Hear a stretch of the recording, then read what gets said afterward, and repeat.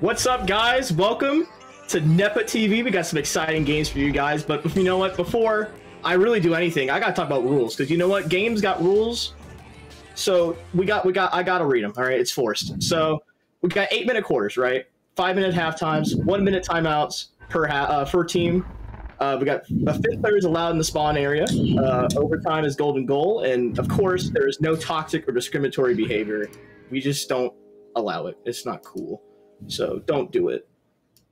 But I also got something to tell you guys before we actually get into the game here. We got some Easter eggs, all right? And Easter eggs are cool, and they're dope. So listen up here. Every commercial that will be broadcasted in the AAA and the Pro Series will have NEPA-themed Easter eggs. Some are pretty obvious, you know. Some are kind of hidden. Everyone who can name the commercials when we release the sign-up form and what the Easter eggs are will be entered in to win a $250 gift basket plus $100 cash and more. This is how you enter to win. You watch the matches, you write down the Easter eggs in the commercial, and save them for when we open up the competition. You better be there. And with that great Easter egg and rules reading, I have two of my friends here today. Nails, Brutus. What's up, guys? How you doing tonight? What up, Trop? How you doing, man? Doing great, having a great Doing fantastic. Great to see you, Trop. Glad to see the viewers getting live in the chat already. We got some great matches tonight. We're going to kick things off here in just a second with the Ottawa Frost taking on the Chattanooga Barracudas. The Daytona Tide will take on the St. Charles Lions in our second AAA match of the night. And then, because it's Super Saturday, we get 4 games for the night, Nails. That means we got 2 pro teams coming up as well. Destroyers, Wizards, and then Raptors, Knights. So get up for it. We are going to get into the arena, though, because we're going to get this game started. We're a little bit behind schedule, so we're going to jump right into the action. Nails, over to you for the play-by-play, but you know what I like to do first. Say it. Let's go, let's go! Oh. And we're out. And the Frost first one's to the disc there. Soma's looking for the near side there, trying to send one. Giggity's going to recover that, and a quick pump to Chocolate. Going to dump one in for 2, and they're on the board immediately. The Ottawa Frost coming in 8-1 tonight against the 2-7 Barracudas. I don't know if I should be concerned that I blinked for 9 seconds, but Nails, I blinked, and Chocolate's already on the board. Somehow I'm not surprised by that. We know that Chocolate can score and do it in a hurry. 9 seconds on that first goal.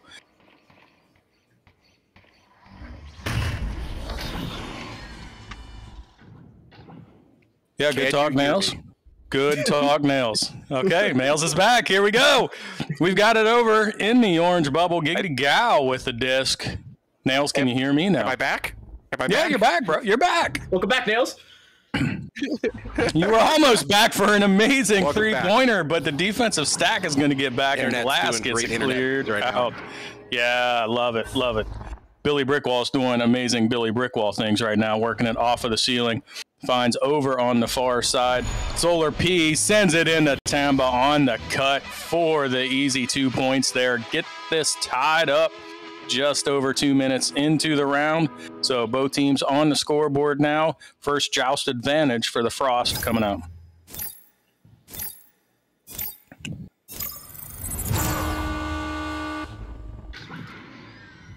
And quarterback's going to send it through the far side tunnel, gets a good clear, but the defensive stack is there, reads the play and breaks it up. They are bringing 4 forward, it looks like. They're going to try to clear it down into the orange bubble. Giggity Gal back there, though, playing that good defense, gets it up to Azort in the near side tunnel. Going to take the long 3, doesn't quite connect, but it's a clean bounce that ends up in Giggity Gal's hands. Puts it in for another 2 points for the Frost, now up 4-2. Is anybody in the universe with me right now? I can hear you, Nails. Can you hear me? I can hear you. I am back. I'm back. I thought you were just taking notes on my amazing play-by-play. Yeah, man. I was gonna just pass it over to you, let you do the thing. Yeah, sounds amazing. Yeah. With that, Glass gets it down to the floor. We got it. 1v, and Billy Brickwall uses the Brickwall backboard, defeats the goalie, draws him out just enough to open up the backboard, and then sends that one in for another 2 points. We are tied back up with 5.5 to go in the first. Yeah, your coworkers love it when you give them extra work. You don't tell them you're going to give them extra work beforehand. Just drop it on my side. Yeah, it is great. Some of my best conversations are with myself because everybody's always right. Hey, Cryptic's always right with that long distance 3 from 17 meters off a nice send from Giggity Gal. They're back up by 3, 5 minutes left here. And welcome back to the universe, you guys. What did I miss? Did anything crazy happen? Did we have aliens show up? Nothing? Well, the world's flat now. It wasn't before? There was a bit of a time warp there, Nails. In that hot 2 minutes of time while I was gone, we figured out the world was flat. That's awesome.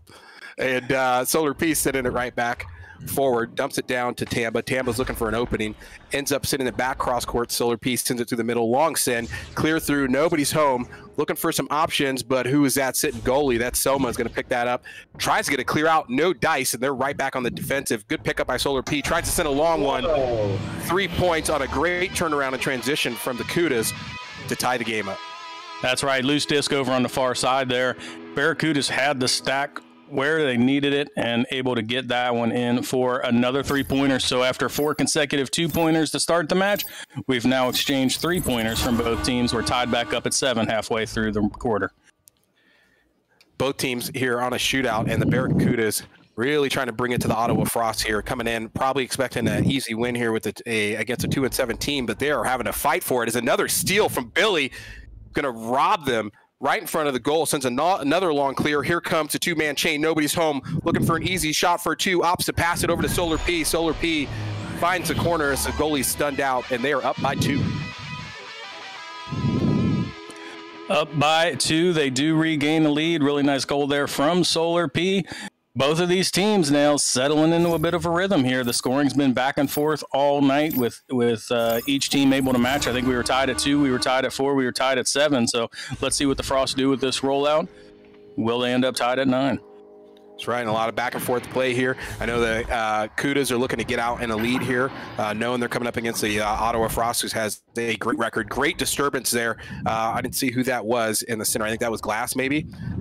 Breaking up that offensive play. They're going to get a back pass. Solar's going to quarterback it from the goalie. Sends one through the far side tunnel right into the hands of Giggity Gal, who's going to reverse it. They're coming right back with some pass back. Soma's looking for some room to breathe. Opts to drop it back to Giggity on the back line, coming in over the bow tie, looking for a friend. He's got plenty of options here. We got through all 3 of the other Ottawa Frost in the bubble, ends up sending it to the back there to Chocolate. And before he can get in there, Tamba taking the robbery right out of the pocket there and sending him right back on the offensive. Glass tries to send one for a 3, gets denied by the shield. Bad bounce there.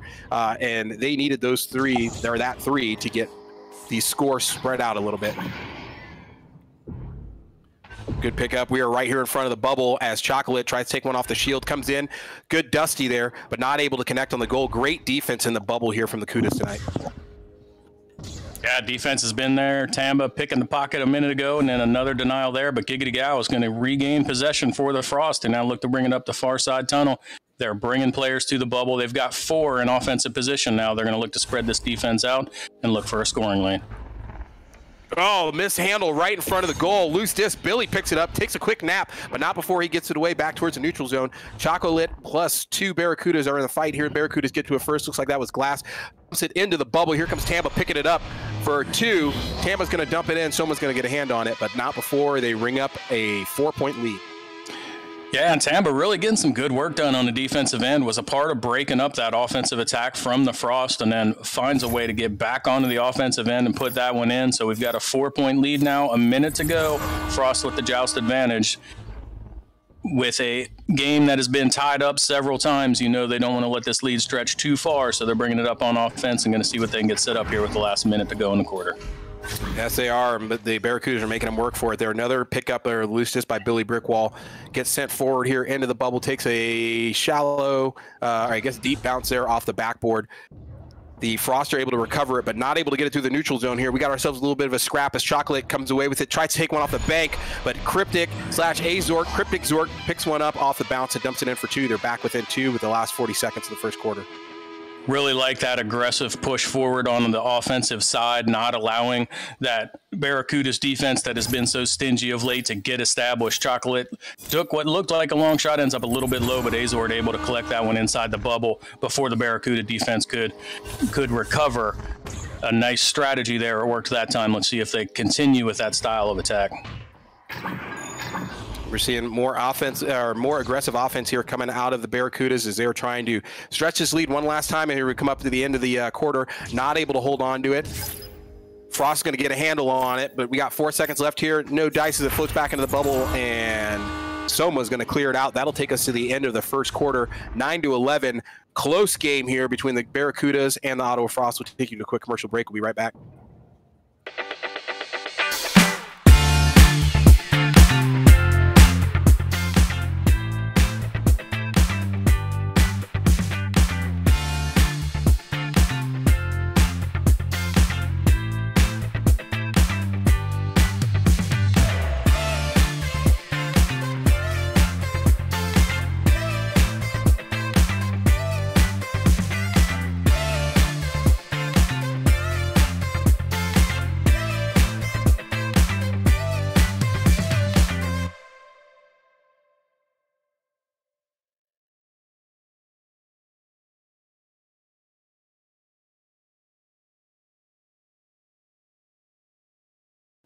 And welcome back. We have some great news, as you just saw there on the break. The LAN Part 2, The Deuce, is coming up March 10th to 12th. It's back in St. Louis, but we have a new venue for you. It's going to be at Union Station. It's going to be crazy. There's all kinds of stuff there. We got amusement park rides. Specifically, there's a Ferris wheel. I hate Ferris wheels, not my jam. But if you love Ferris wheels, there is a Ferris wheel there. It's going to be a great time, as always. Don't miss it. We will shame you plenty until we know that you actually have your tickets as we get closer to the LAN Part 2. But be ready. It's the Attack of the LAN, March 10th to the 12th. As we get back into this game, the Cudas versus the Frost. Cudas holding on to a narrow lead here by 2 points. Frost are the first ones to get to the disc, working their way inside the bubble there. Chocolate tries to pass one out. Self-pass there off the shoulder. Billy Brickwall is going to execute some thievery there. Try to send one through the far side tunnel. Gets caught on the lip there, not able to get that clear out. As Soma comes in, picks that up off the back line, sends it right to Chocolate. Up top, bringing in the windmill. It sends it to Giggity Gal there off a bait in the goal here on the shot, and Giggity's going to take 2 to tie it up.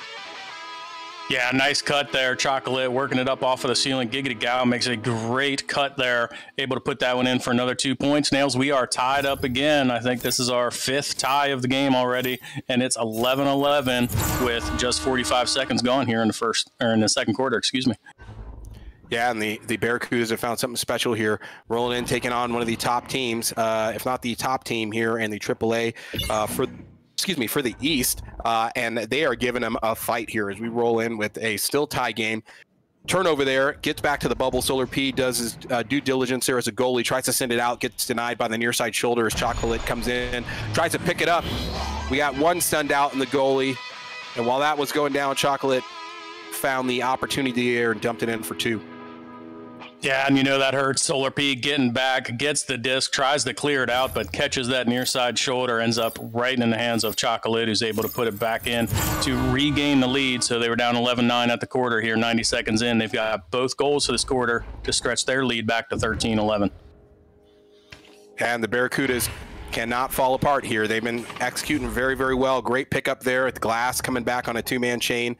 Previous Sparrow there, now on the Barracudas, doing some great work. Sends it forward. Glass picks up her own clear, sends it into the bubble.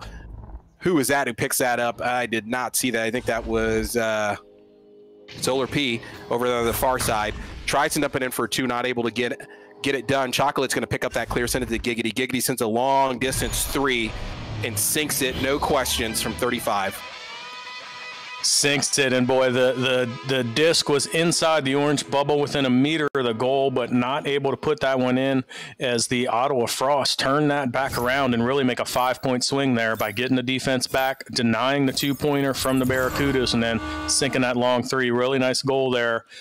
This is our largest lead of the game now at 5. Let's see what the Barracudas do, bringing the disc up here on the near side.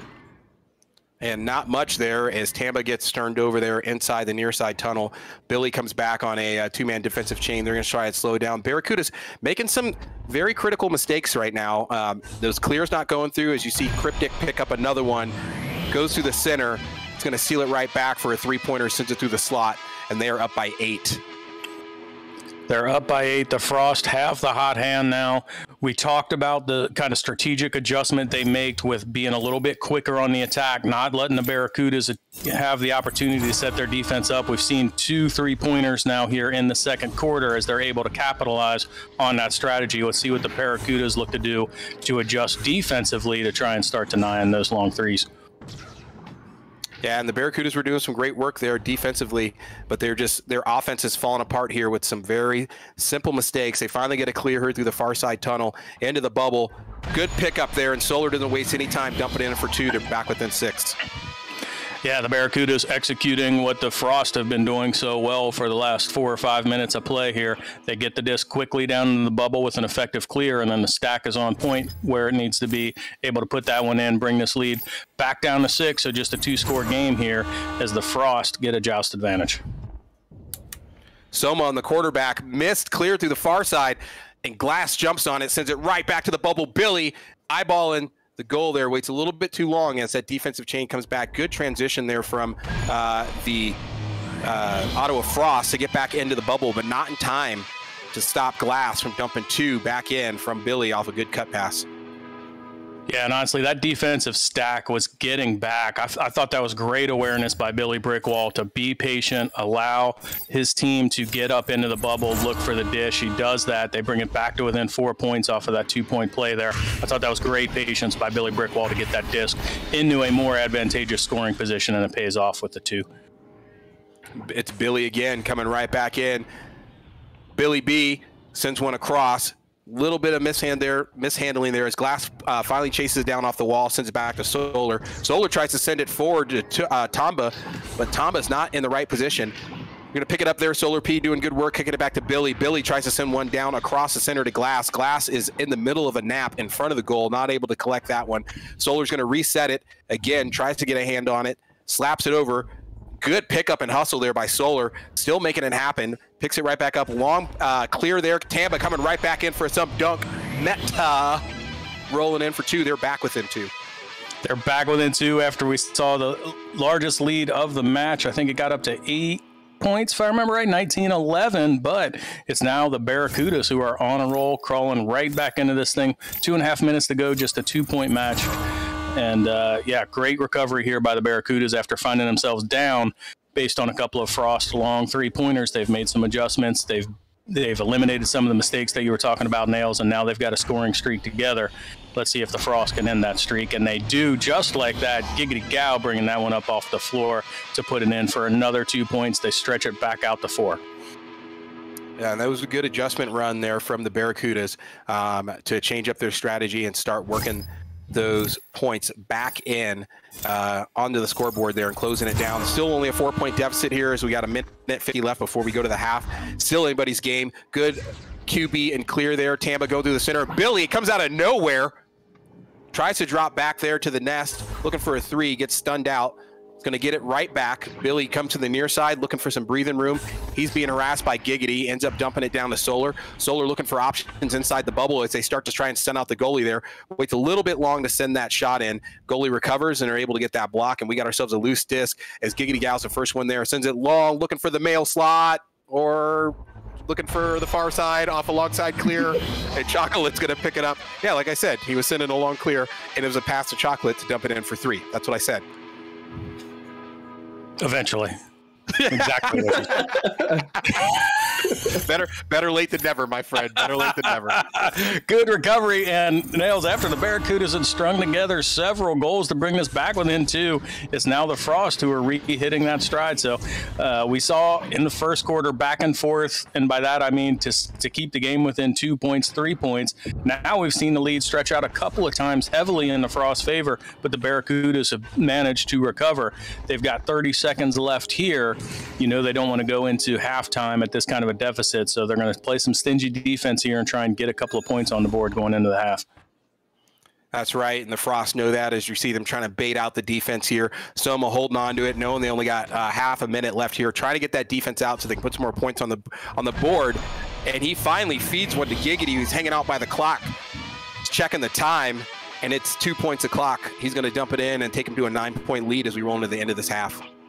Yeah, that will end the half, and that's the largest lead of the match. Barracudas doing some great work there in the second quarter to bring it back within 2, but it's going to be a run by the Frost to close out the half here. 26-17 is how we'll leave it.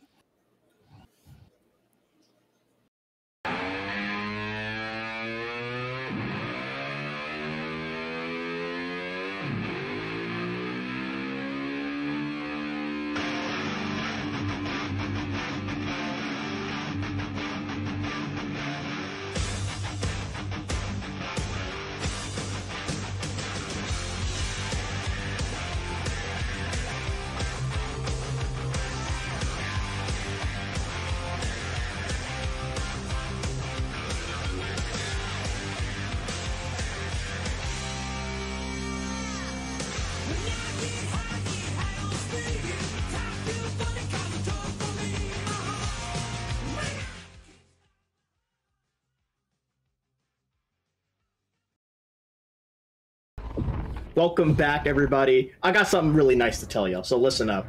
For those looking to claim this week's NFT, head on over to www.nepavrpro.com/NFT to fill out the NFT claim form. In order to complete the claim form, you'll need a secret password, which is Orlando. The deadline to submit the claim form is 9 p.m. Eastern on Sunday, August 14th.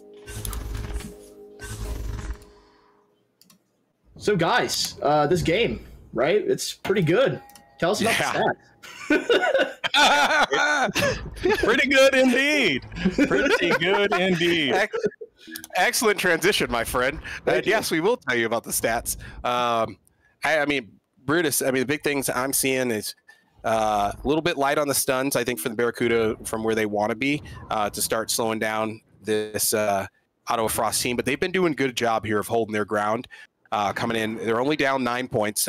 We've seen multiple ties so far in this game. A little bit of a run here coming from the Frost, but Giggity has been their biggest problem. And we still only have 3 of the Ottawa Frost on the board. I don't think Soma has any points right now, but 3 saves, doing some great goalie work. Yeah, I mean, I'm looking at the stats, and honestly, Nails, to me, they look pretty good.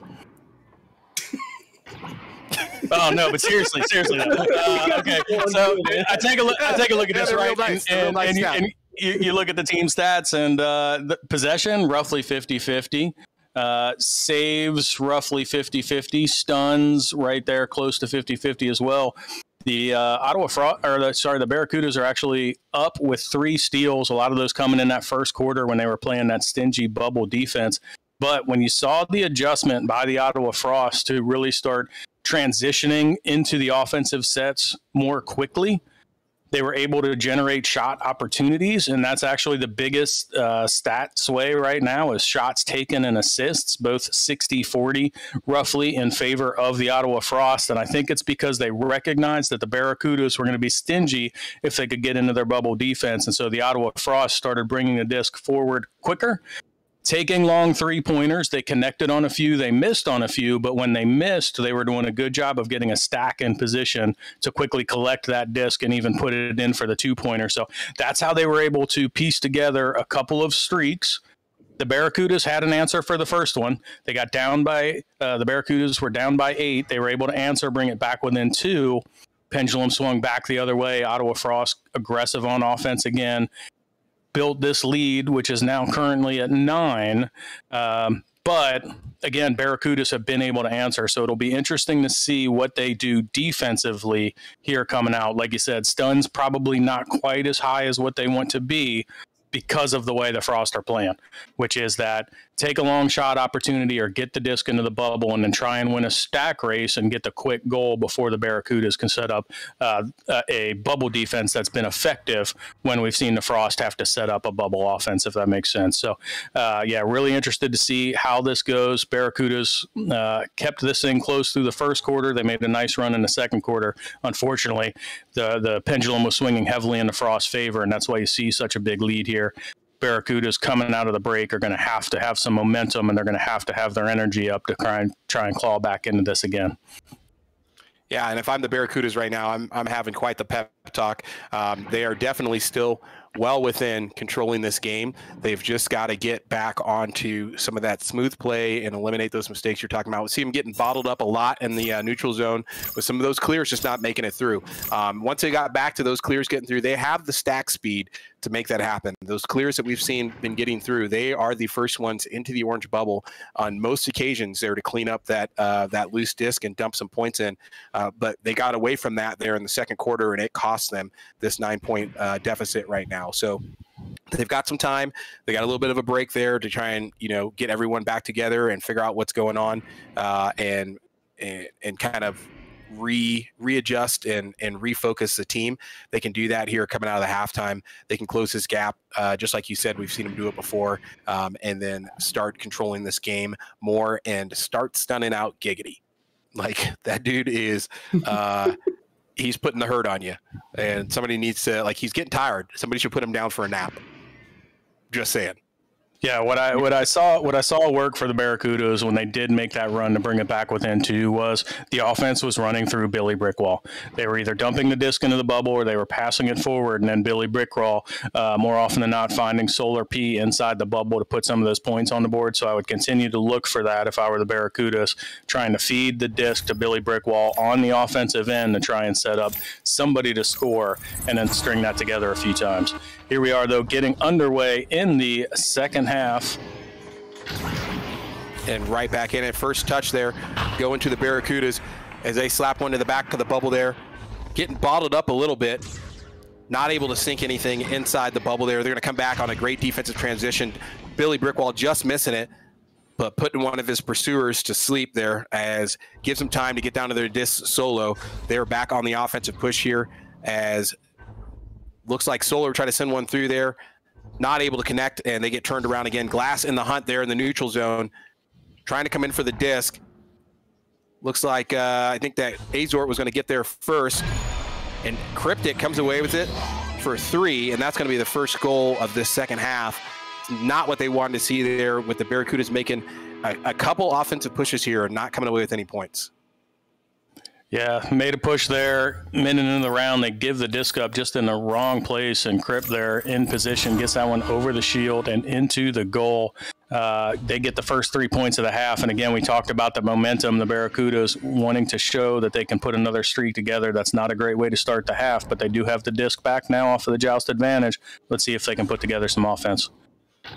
And that they do for a hot second, but before they can get that kind of triple bounce pass through the neutral zone, the Frost are going to pick it back up. They send a long clear there, but the Barracudas are there to answer. Tampa sends one long forward. Defensive chains get there first. Chocolate's going to get a handle on it. But the Barracudas are there to try and meet it in the near side tunnel. Not going to be able to get a handle on it. Cryptic's waiting for it on the other side. Going to stun out a Dusty ×2, my friend. Double Dusty. And tries to get a shot off, but not going to meet any success here. Right as the Barracudas try to clear it out, hits the lip on the far side tunnel, and they're right back into their own bubble here, fighting off Cryptic, again, who's looking to send it to Chocolate. Chocolate doing some dancing and diving behind the goal, going to dump it in for 2.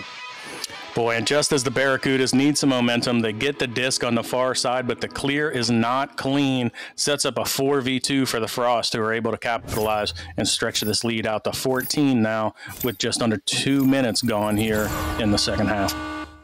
Yeah, and it's starting to get out of control here for the Barracudas. They have got to calm down, get out of their own heads, start making those passes count. We see another errant pass here on the far side. Tampa's there to kind of rescue it, but before he can get away with it, Cryptic Zort comes through and breaks that entire play up. Solar P on the comeback picks it back up. It's going to try and give the team time to get their stacks together and roll back through. Still waiting for some Barracudas to move forward. Glass is going to pick that up, send it over to Tamba. Tamba sending it through the center, up high. Again, no love there as Azort's waiting on it at the ceiling. Those center clears are not going to work for them. They've got to start going to the tunnels because they are starting to, the Frost are definitely reading all their clears right now. Billy Brickwall through the center again, sent the long one. That one makes it through, but here comes the defensive stacks. Solar, big pickup here on the near side. Glass coming over to help out. Sends it to Billy from behind the clock. Dumps it to Solar out front. Solar gets 2. First time they've been on the board here in this third quarter. Yeah, and once again, Billy Brickwall in on the offensive transition, feeding Solar P, who has 9 points now on the match, and I think Billy Brickwall has assisted at least 3 of those, so they've got a combination that works. They've got to keep coming back to it. Nails, the Barracudas have to find an answer for the Frost defensive style right now. They're leaving a defender back and then being really aggressive with a midfield stack, which is forcing the Barracudas to make clears that they don't necessarily want to make, but they're pressured and have to get it out. And then that defender is in position to make the easy collect and push it right back on the offensive side. Yeah, I mean, and that's, if they get this bubble defense together, like they've been doing, another great stop there by Tamba, like that's what they want to see. Like if they're going to deny you the midfield there, at least be able to break up their offense once they get back there to the bubble. They've been doing a good job of that. They just are still on the hunt here to kind of find a good run offensively to get that disc down to the bubble where they want and be able to find some luck here with some Barracudas inside the bubble and being the first ones to the disc there. Another send there through the tunnel. Tampa sends it down to the bottom. Solar P is going to pick it up again. Another bank shot. They're looking for the 3. They needed that, and it's going to take a shallow bounce there and not come back in. Tampa's not able to pick up the rebound as Giggity gets it, sends it down through the center. And we're back inside the Barracudas bubble. Good bounce there. Lucky for the Barracudas as Billy and Tamba are in the hunt now trying to break up this offense. Yeah, and they set Giggity Gow up, working it off of the double diamond, gets it over to Crypt, who tries to put it in but dings that one off. Nails, that was a great opportunity for the Barracudas. That 3-pointer that narrowly missed. Solar P made the save and then got down on the offensive end, but they missed the 3-pointer, and now they find themselves back on the defensive side trying to deny. Solar P looks like gets another critical hand on the disc to break that one up, but they can't quite get the chain together to get their hands on the disc and get it out of the blue side. Yeah, and they're making some good stops in the defense, but they are not able to get the disc where they want it. They got to capitalize on those mistakes coming out of Ottawa Frost, and missing those 3-pointers on an empty goal is not where you do it. That is going to sting for them, and that's just one more opportunity. They have to find themselves in the bubble there with an open goal to make some magic happen. As we got ourselves a little bit of a fight here out on the orange side. Glass going to send it forward. Billy picking it up, coming in from behind. No dice there on the cross pass. We got a loose disc out here in the middle. Good pickup there by Solar. Tries to send it right back in the bubble. Billy, great stun out, puts Azor to sleep. Try to work it inside the bubble again and gets denied. I think that was a bounce off of somebody's helmet. We got ourselves a loose disc here in the center.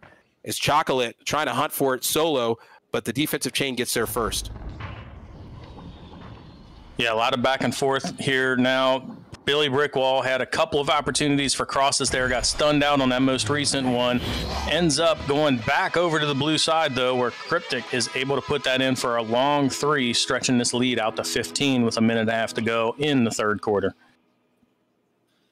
Yeah, and really struggling here for the Barracudas to find some success inside the orange bubble. Just consistently being shut down. I think they've got the players inside the bubble they need. They just, I don't know if the passes just aren't connecting where they need to be. I mean, the Ottawa Frost defense is aggressive, but I don't think that's anything that's not overcomable here by the Barracudas. As a great pickup there as Glass overcomes, who was that over there on the far side? I think that was Azort. Picks it up, turns it right back over to the Barracuda side.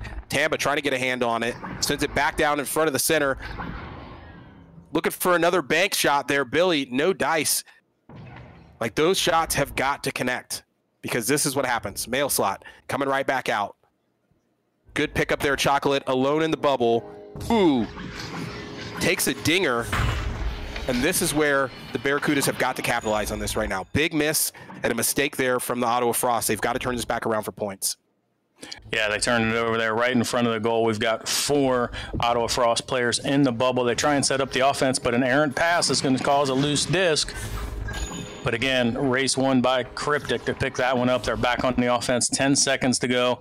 The Barracudas do not want to give up another goal here before the end of the quarter. But that bubble defense rises to the occasion. They're going to get the denial, and that's going to bring us to the end here of the third quarter, Nails. 34-19, just 6 points away from that 40-point total that Juicefor loves oh so much. But the Barracudas remain within striking distance at 15. Still a 5-score match if they can put together a run here.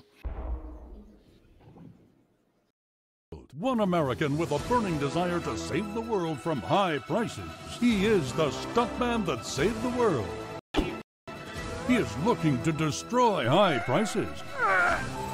A man that brought the world together because of his love for Kawasaki. One man strapped to a 2021 Terex KRX 1000. The stuntman that saved the world. Get your favorite Kawasaki motorcycles, ATVs, and side-by-sides today at Holzhauer Pro Motorsports in Nashville, Illinois.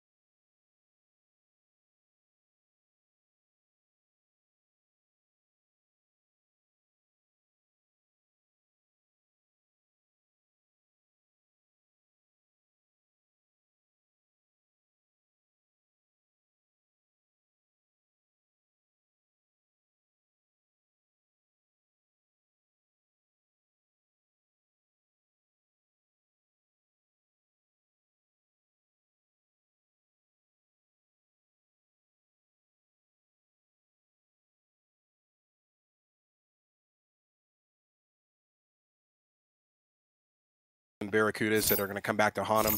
I counted at least 4 missed opportunities there inside the bubble. One of those being a 3. We'd be looking at a 29-point game, or 29 to 34-point game, as Billy puts the stop on the drought.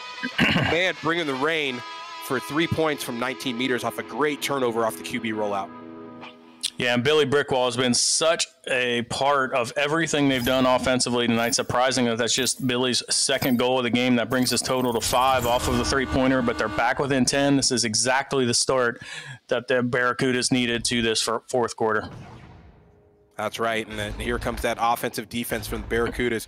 They roll right into the bubble, start breaking that up. You see him hounding the offense, but not before Giggity can sling one to Chocolate. It comes floating in from the outside for 2. Yeah, and when you're playing as aggressively as the Barracudas have to right now to overcome this deficit, that's going to happen. The Frosts end up with numbers. Chocolate on the cut, they're able to put that one in. But again, because of the three-pointer, what was a 5-score game is now a 4-score game. They're back within 12 with still 6.5 minutes to play. And a little bit of a break up there as they try to get their hands on it. Oh, good punch away there. As they turn, that turnover comes right back to the Barracudas, and we got ourselves a fight as Giggity walks away from it. And he sinks that 3 as the whole of both teams were fighting for that loose disc. Giggity's finally going to come away with it and sink a 3. And just like that, we're back to 15 points. So after scoring the first 5 points of the quarter, the Barracudas give up a couple of there. That last one being a 3, that's got to hurt as they're trying to get their momentum going. Good pick up there, Tamba. Finding a good run there on the near side. Billy from the bottom comes in again, gets denied by the doorbell. Like those kind of things right there have been haunting them all game tonight. There's so many points they left on the floor that could be having them basically putting the Ottawa Frost on a very defensive mentality, but as such, they don't. It's a 15-point game. They try to reverse. Billy coming right back in again for another bank shot. Going to end up shallow, not connecting. Nobody there to pick up the rebound as Chocolate sends it to the far side tube, and we got ourselves a stack race into the bubble. Everybody gets there at the same time with the Cudas having the number advantage. but rolling it right back in. Chocolate tries to come in from the back. Good pick up at a steal from Solar P. Tries to kick it right back out. Giggity's going to find it. They are resetting here the offense as Cryptic takes his time, tries to move in. Billy comes out, tries to put some pressure on him. Causes a shot there as Solar P finds that. Sends it right back out again to Cryptic, and they're going to reattempt. Soma coming in this time. And then finally, Soma is going to send one there. Maybe a shot, maybe a pass to Chocolate as Chocolate dumps it in on the backside for 2. They have hit 41. They have hit 41. There you go, Juice. It is now over 40. What a great defensive stand there by Solar P, who has made some great saves tonight, but they can't get it cleared out, and it's the re-attack out of the Frost that get another 2 points on the board. Now 41-24 with 4.5 to go. It was a hot start to the quarter for the Barracudas, but they've lost a little bit of that rhythm on the offensive side. Like you said, Nails, they've had scoring opportunities, but they're pressing forward a little bit more quickly now, forcing some shots because they know they need to score. They're fighting against the clock as much as they're fighting against the Frost right now, and they're just not getting the high-quality scoring opportunities because they're trying to force it. I can't blame them. I'd be doing the same thing if I was looking at the clock, but they've got to make those shots or they're not going to be able to crawl back. That's right. There it is. Finally, Solar P sinks 1 for 2, taking them to 26. They're back to a 15-point game with 3 minutes, 50 seconds left here in the game. And to your point, I mean, the Ottawa Frost are making a lot of the same mistakes on shooting that the Cudas are as well. It's just that when the Barracudas are missing those shots, the Ottawa Frost are capitalizing on it, actually turning it into points. And the Barracudas cannot. They just continue to get denied there. Quick turnaround for Solar P. They're putting some points on the board. Hopefully that gets them back into the rhythm. But right now, an offensive push, the Ottawa Frost are bringing it forward. Giggity's going to take a long cross pass here, move it back, look to try and send it forward here to Cryptic. Cryptic coming inside the bubble. Ooh. And it looks like, who was that? I think maybe Soma got a hand on it, or Chocolate. So it sounds like Solar P got a handle on it. Did not pick the pocket there, and got dragged into the goal there by one of the orange players. I'd love to say that was an intentional tactic out of the Ottawa Frost, but I don't think that was the case.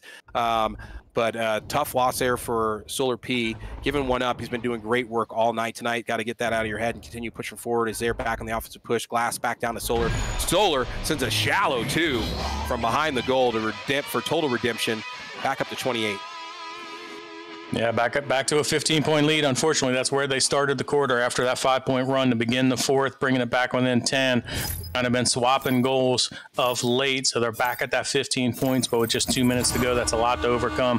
They need 5 3-pointers over the next 2 minutes to try and tie this up. And that is a lot of scoring here, especially with Ottawa Frost holding the disc. Good pass there to Cryptic. Glass coming back in with Tamba. They try to break up the offensive play, but Cryptic's able to get one over to Chocolate. Chocolate's going to dump it in for 2. Now a 17-point game. Muted. Yes, and my math monster is telling me that they are out of time. 45-28, so this game will handily fall to the Ottawa Frost. They will move to 9-1 here, but not without a great showing here from the Barracudas, who really had the Frost, I think, on their heels for about 2 quarters of the first half of this game, but just couldn't keep that pressure up. As Glass comes in, slings a 2 here, rolling in and ducking a defender and finding the goalie perturbed. Yeah, and this score sitting at 15 right now isn't going to represent the effort that the Barracudas put forward tonight. They took a 9-point lead in the halftime, did the Ottawa Frost, but only after the Barracudas had launched a second quarter comeback to bring it back within 2 points, and then the Frost kind of ended that first half on a run, and the Barracudas just weren't able to crawl back in. But it's not because they weren't putting the effort in. They had the scoring opportunities, just some missed crosses early in the third quarter, and then when they had shooting opportunities, they weren't quite able to connect and get the points on the board to match the scoring that the Frost have brought. But it's really felt like more of a close game than this 15 points represents right now.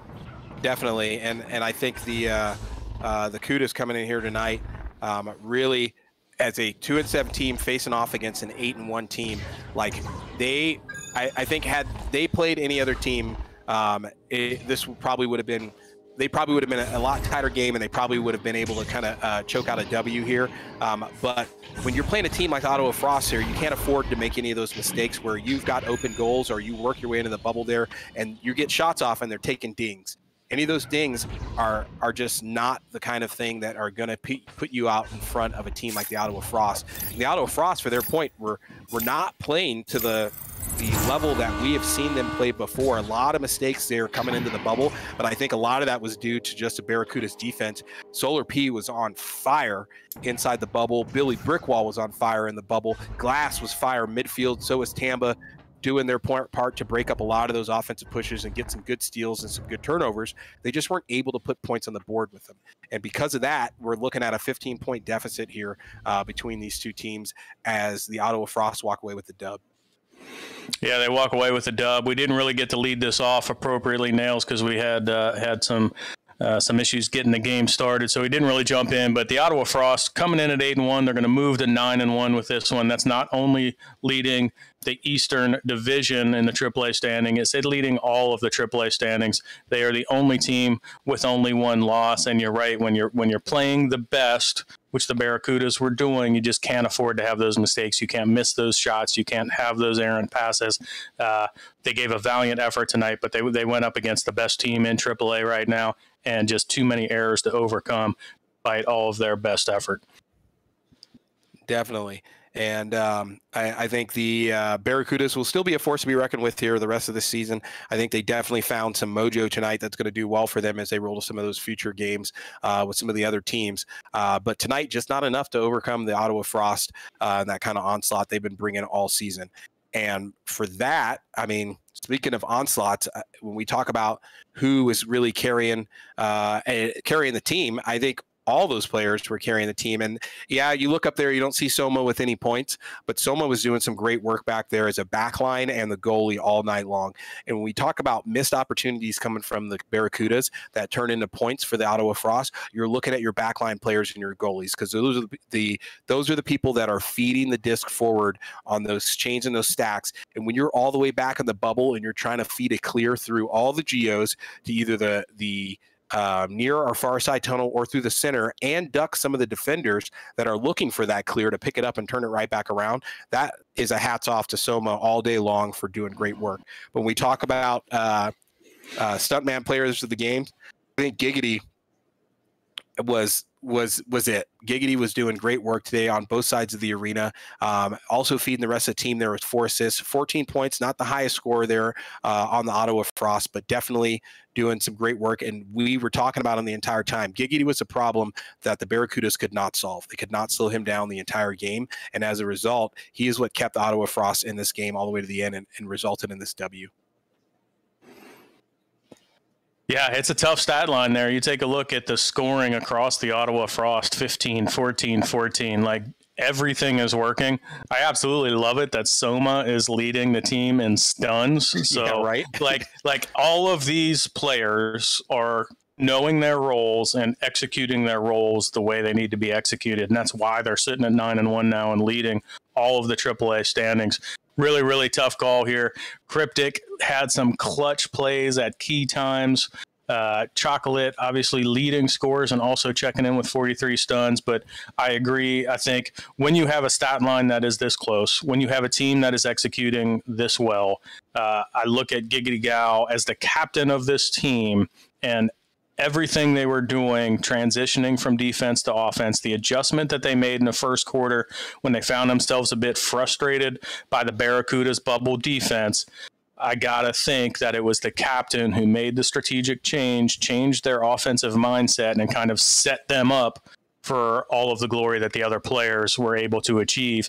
And Giggity Gao not left out on that, checking in with 14 points, 4 assists, and a save, while leading the team in the direction that it needed to go when, like you said, they found themselves on their heels a little bit there in the first quarter when the Barracudas were up or matching at least with the scoring. So I'm not going to disagree with you. I think this is a clean kill here for Giggity Gao, walking away with our Holzhauer Auto and Motorsports Stuntman Trophy. Put that one on the mantle. Congrats, Giggity. Congrats, Giggity. And Trop, back to you. What do we got next, my friend? Up next, we got another great game, another great, good old AAA game. We got Daytona Tide versus the St. Charles Lions. That's gonna be a fun one. I'm very excited for it. You guys excited for it? I am excited for it. It's going to be dope. Yeah, I'm glad. I'm hyped. So, okay, Nails. You know what? You can speak. All right, I'll let you speak. Go ahead. I was just going to say, over to you to take us out so I can take a break. I have to go to the bathroom, my friend. Like, please.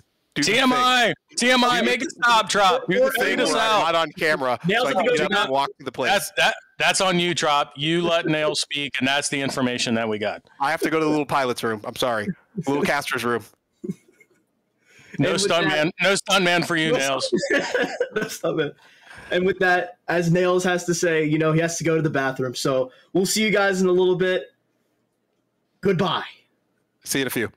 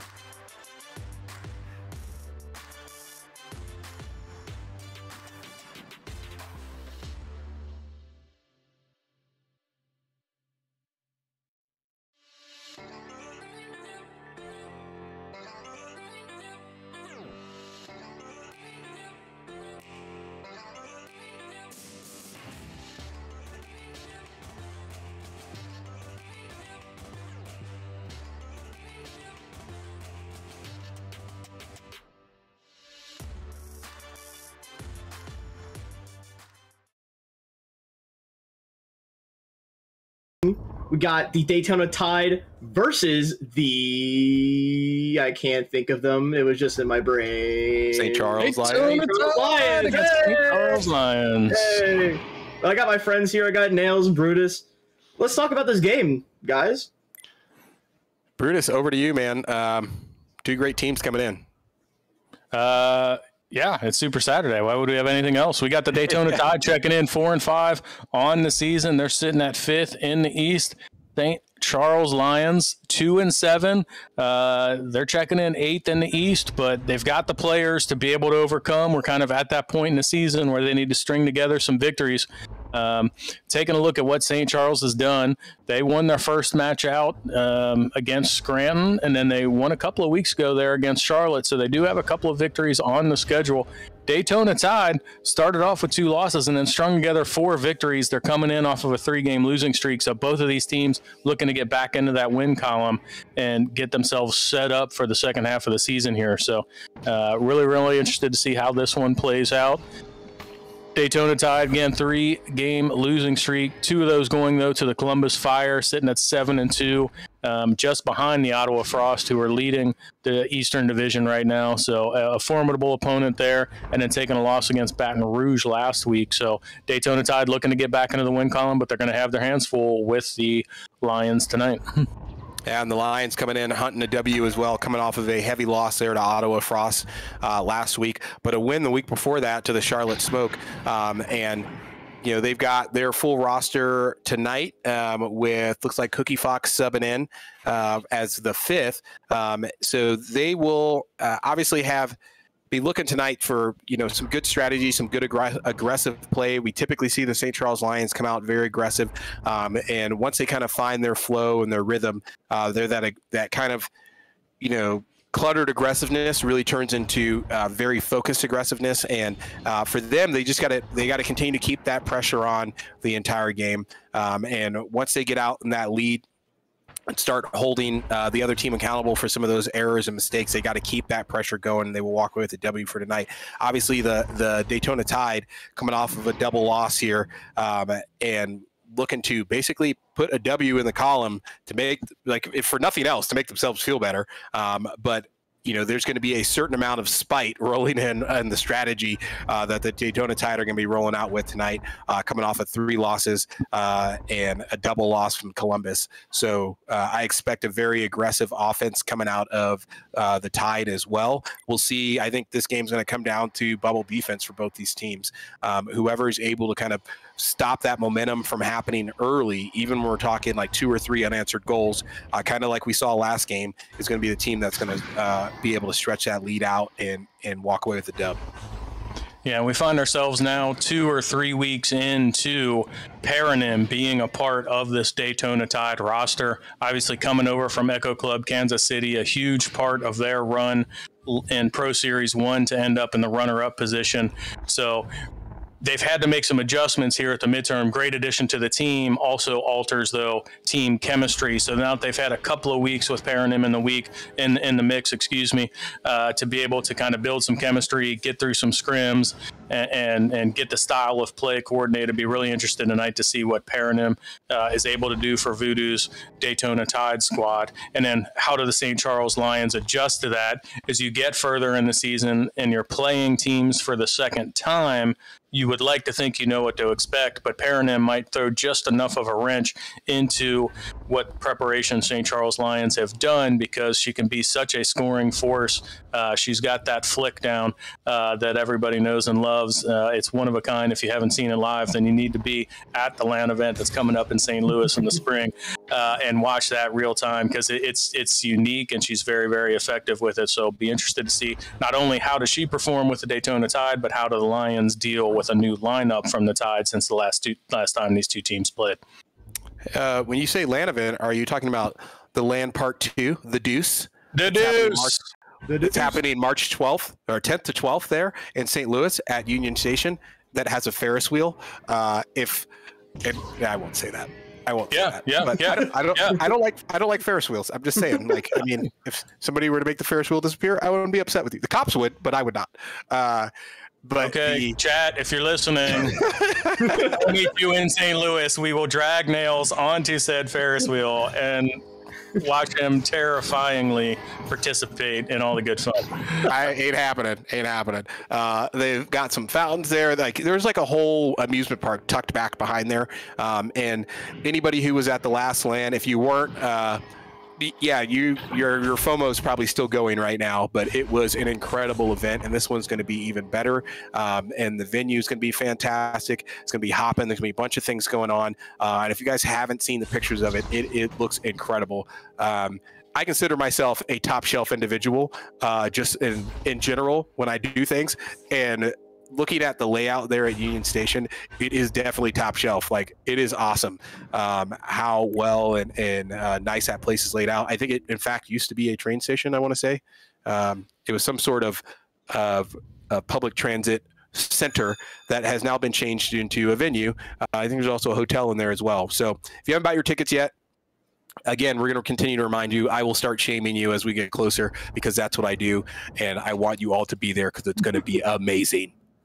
I will start shaming you now, because what I heard is Nails is too bougie for Ferris wheels. Yeah, dog. Ferris wheels are for peasants, bro. I don't do those. I'm a jam. Heard it here first. Write it down. If there's a Ferris wheel, I ain't on it. We are going to duct tape you to that Ferris wheel. Nope, not happening. Not happening. I will strategically stop talking about Ferris wheels around November so that everybody forgets by March that I made these outlandish comments. As we get into the second match of tonight, and the St. Charles Lions, first one to it, going to take a nice bounce there for them, get them right inside the bubble. Here comes that classic aggressive offense. Crispy trying to send one in there off the bank, not going to find any luck. Flows out to the far side. Jack G picking it up. Here comes the offensive stack, rolling in as Wiggles and breaking that up. They aren't quite able to come away with it. Here is Voodoo's going to send it through the near side tunnel. Arch in the hunt for it solo, but gets ringed out here by the defense as a four-player stack. The whole team comes back in mass to break up, who was that? Paradigm, as she was in the hunt there to find herself alone in the bubble, but not before the entire defense got back and put a stop to that. Crispy sending it forward here, right through the center. Good short pass off the ceiling. Here comes a double chain. Not before Voodoo's able to pick it up there, getting some good legs back on the defense as they're turning back around. Both teams here, very aggressive, very fast. We'll see if as Voodoo starts to slow it down here. Yeah, both of these teams trying to find some kind of offensive rhythm. The Lions got it over into the bubble, but couldn't quite connect on the goal. So we find ourselves over a minute into the match. Neither team having scored yet, but the Tide are setting themselves up inside the blue bubble, looking for that score, but the defense is there initially, but not for the follow-on. After that disc takes a bounce off the floor, Jack G scoops it up, puts it in for our first 2 points of the match. And they, just like that, they are on the board. Looking for the St. Charles Lions here to have an answer. And no, Jucifer, LAN 3 is not going to be in Calgary. There's a LAN coming up in Canada. It's actually called Lanada, happening this fall. Like, I figured you'd be happy after that, but you're clearly a high-maintenance Canadian. You got to have multiple LANs in Canada before you're happy. There's just so much. There's just so much you need. There's so much you want. I can't provide all that. Wiggles to Crispy. Crispy coming in on the floor, sends it right back to Wiggles. Wiggles dumps it in for 2. And just like that, we're back to a tie game. Great flow and roll out there for the Lions rolling in. Yeah, and after the first minute or 90 seconds went scoreless, now the teams have matched goals, tying it up 2-2. Jucifer, we were going to be the International Esports Professional Association, but IEPA TV just didn't roll off the trunk, so we went ahead and rolled with Nepa. We'll see what we can do in the future, my friend. We're glad you're here. Yeah, why do you hate Toronto? It's a nice place, I hear. I haven't been, but I've heard a lot of good things. As they send it there into the bubble, trying to find an answer. Loose disc here, clear bounce back out to Jack G coming in. David Double O Davids rolling in here on the sneaky attack. They pick up a chain, come in, but too late before Paranim's able to get a good pass off from Jack G, dump it in for 2. Yeah, and there's Paranim getting her first 2 points of the game. 2 in a row now for the Daytona Tide, who after falling down 2-0 on the first goal from the St. Charles Lions have now answered and gone back up. We talked about how Paranim was going to impact the chemistry of this team. She finds herself on the scoring column now, putting the first lead on the board for the Daytona Tide. And Wiggles doing some great work there. Very calm on the rollout. She waits for the stack to come in. Ducks underneath. Use the Geo for some cover there. And they are right back on the offense. Good ducking from Risen. Comes in upside down. Ducks 2 defenders. Drops it in for 3 like it's nothing. They're up by 1. They're up by 1. Our first 3-pointer of the game sees the St. Charles Lions regain that lead after the Daytona Tide had scored 2 in a row. The St. Charles Lions have an answer and then some with a 3-pointer. 5-4 now, coming up on the midway point of the first quarter. On the rollout here, Joust advantage coming out for the Tide. Looking for an answer there. Voodoo's going to send it low. Paranim. Good pass off into the bubble, trying to find an answer as the offensive stack's not able to get there, but the defensive stack gets there first. Risen tries to send one out to the far side. Voodoo's going to put a stop to that. Right back to Paranim. Kicks it up to Arch. Arch coming in from the far side underneath the shoulder. Good read to the pocket for 2. Yeah, really nice goal there. Paranim getting that assist to Arch, who cuts in from the far side, puts that one in for regaining the lead for the Daytona Tide. Again, we talked about a Paranim now having spent a couple of weeks with this team, building that chemistry, getting on board with their offensive style. She now has a goal and an assist here for 2 out of their 3 goals. Putting the stats up on the board here and doing some great work as the Lions fighting their way through the midfield here. Crispy finally gets it over on the orange side, looking for options coming in. Here comes the defense. Jack G's in the hunt for some scalps. Risen ducks that, tries to drop it down to the floor to Wiggles. Wiggles can't get a handle on it. Arch is going to pick it up and wing it through the far side. We're right back in the blue side bubble here, but again, those fast St. Charles stacks get back in time. Slow it down. Wiggles trying to kick it right back out to Crispy. Takes a bad bounce there off the bow tie. Crispy's going to get it and get it away before he gets stunned out. Double O David sending a long 3. Oh, no. It's denied by the rim. Not quite able to connect, but a great shot and a great attempt there. Good awareness that it was empty. David is going to pick it back up, send it to Wiggles, and Wiggles dumps it for 2. They're back up by 1. Long shot doesn't connect. Double O David does a great job of staying in the play, though. Recollects that disc, patiently waits for the stack to show up, finds Wiggles on the cut, and in for another 2 points. We've got a back and forth going here now. Is exactly the kind of excitement we like on a Super Saturday. That's right. We've been seeing it all game here. Both these teams really in the fight here. Is another turnover on Joust advantage for the Daytona Tide. Goes right back to the St. Charles Lions. Risen picking it up to the ceiling. Great send to Wiggles. Wiggles taking her time, trying to bait out that defense. Ends up sending one off the ceiling there to Risen. Risen puts some Spider-Man action. Tries to send it to the clock there. Back behind. Looks like for Crispy. Not able to connect. We got ourselves a loose disc. And Jack G's going to get there first. Kick it through the middle. And here comes Paranim, followed by the offensive stack coming in to help her out. The goal is still empty, and Jack G's going to take advantage of that for a quick 2. Yeah, Jack G had a 2-pointer earlier, now gets another 2 points on the board. And again, we have a lead for the Daytona Tide, but this is back and forth. It's been a 1-point match for most of this quarter. After we saw the Daytona Tide get on the board first, St. Charles Lions answered with 2 more, and it really hasn't been outside of 2 points yet that I remember, Nels. No, it hasn't, and this is exactly what you want to see from St. Charles Lions, keeping this game very close, keeping them, the Daytona Tide, very defensively minded, right? So you can keep some of that pressure off of your bubble. As Risen on the offense comes right back forward again, dumps it back to Wiggles coming in off the back line. Wiggles looking for some heat down there to Crispy, back behind the goal, slightly off there on the pass. Crispy's not going to get a hand on it. There's Jack G coming up again, ducking 2 defenders, sends it through. Here comes a stack. By themselves, overshoot, not able to get a handle on it before it takes a wayward bounce there right back out to basically the neutral zone. They're going to dump it back to Paranim. Paranim's going to slow it down, and here comes Risen, and looks like, who is that? Crispy, rolling in as a 2-man stack, trying to put the pressure on. Voodoo's going to pick that up and then finds an open 3 there. Oh. The goalie drifted outside the goal. You're going to capitalize on that. You can't do that when Voodoo's in the area. That's a 3-pointer. Yeah, just the wrong place to have a turnover there, and bad timing with the goalie coming out, looking to pressure further out in the bubble, leaves just enough of an opening that they are able to capitalize on that 3-pointer, stretch this lead out to 4. We've got 15 seconds left for the Lions to try and answer. This is our largest lead of the game. Yeah, a little bit of scuff roll out there coming out for the Lions, able to recover, but not able to get it back through the neutral zone, and that'll take us to the end of the quarter. First quarter, 7-11, 4-point game, super close between the Lions and the Tide. And yes, Jucifer, I do never see Tides rolling. That's not my jam. You're talking to the wrong dude. Go talk to Cha. Not a thing. Also, you've offended Brutus. We're going to take you to a quick commercial break. We'll be right back.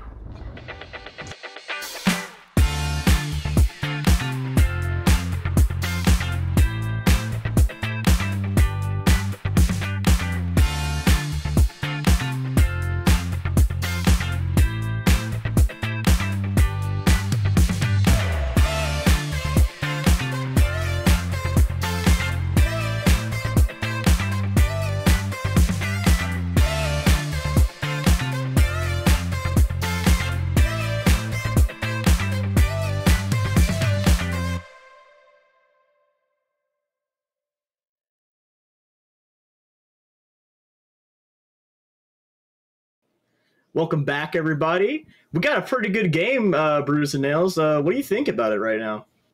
I mean, I see 4 players from the Tide with points on the board. I see 2 players over on the St. Charles Lions with points on the board. Brutus, what does that mean? Well, what that means is, Nails, is when time of possession is actually in the St. Charles Lions' favor right now, they're not able to capitalize and get the points as often. Right now, the Daytona Tide doing a great job spreading the disc around, getting 4 players on the scoreboard already, and that has been effective for them. The opportunities are there for the Lions. It's just a 4-point match, but if they want to keep pace, they're going to have to get more points on the board out of that possession time. Yeah, and just like that, we see the Lions here win another neutral joust, not able to do anything with it as it turns over quickly to the Daytona Tide. Jack G using the Geo for some cover, comes in for some dunk meta for 2, just like that, taking to a 6-point game. 6-point game. Jack G had 2 goals in the first quarter, chimes in there with a third, another 2-pointer there, stretching this lead out to 6, still a 2-possession game. Lions are going to look to string together a couple of goals here and keep this thing close. And with the joust advantage, here come the Lions rolling out. Wiggles, again, some of that great patience has worked for her and the team here last quarter. Really slowing it down, waiting for those stacks to get in. Give yourself some room to breathe and some avenues to clear as 00 David picks one on the far side. Doesn't like what he sees. Tries to back pass to Wiggles. No dice. And we got ourselves a loose disc on the blue side of the arena. Oh, good pickup there by the Lions as they come back on the defense, but not before the offense gets there as well. Risen coming in there to pick up the trash, send it right back through the tunnel, trying to get them on it here on a reset for the offense. Good slap forward. Oh, by himself, Crispy 4-2 off the slap forward from Risen. Great recovery from the Lions.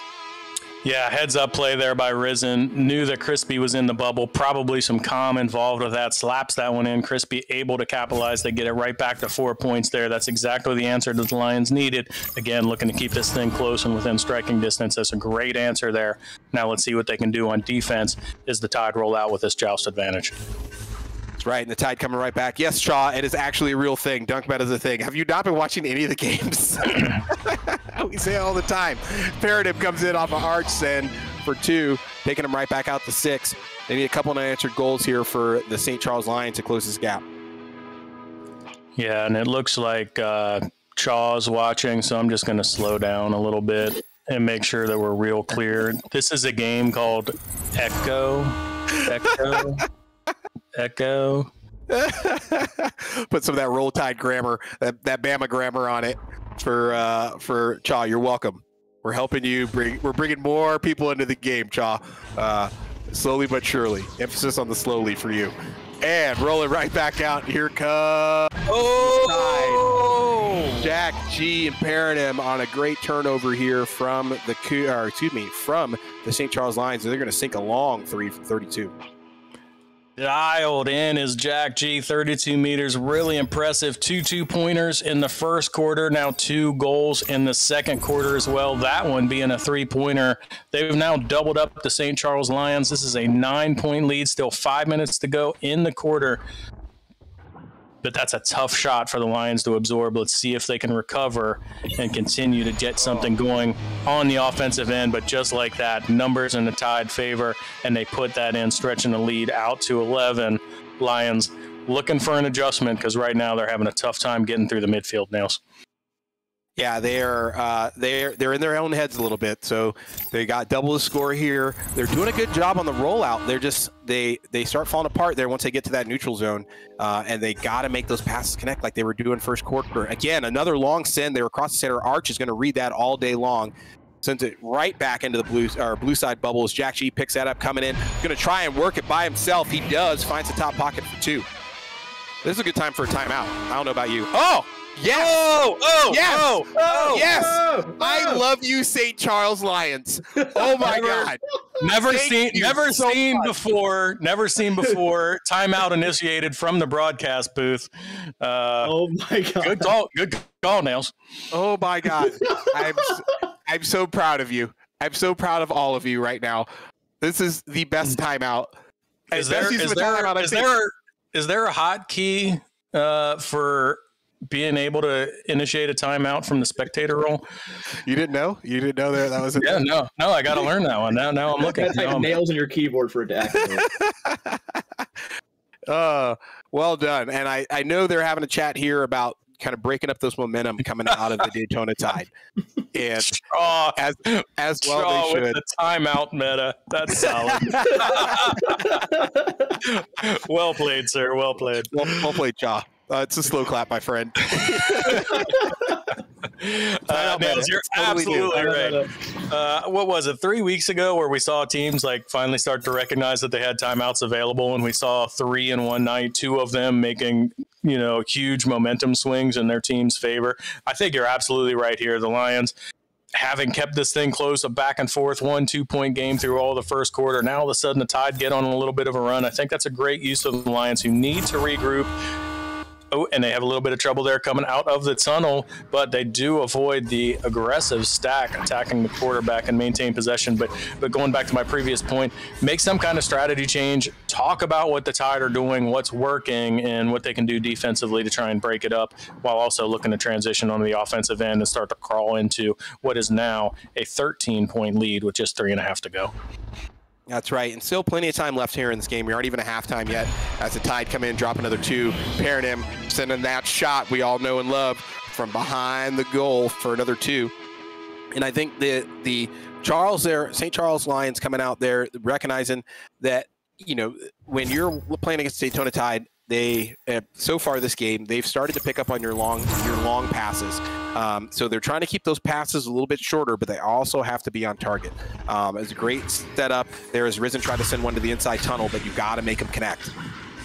And here they are as Risen sends one forward. Again, tries to send one into the bubble there, straight down the center. Paranam's going to pick that up and read it all day long. Sends it right back on a great clear.